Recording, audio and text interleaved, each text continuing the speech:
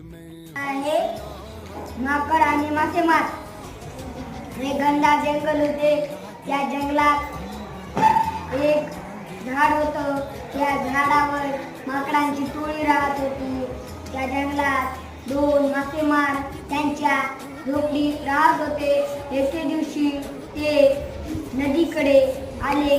नदीच्या किनारी जाळी घेऊन थांबले आणि नदी मासे पकडू लागले.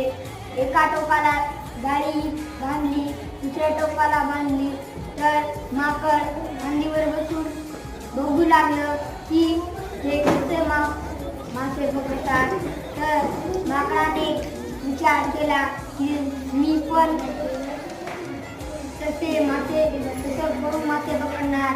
मग मासेमार तिथून निघून गेले. तर माकडाने त्यांच्या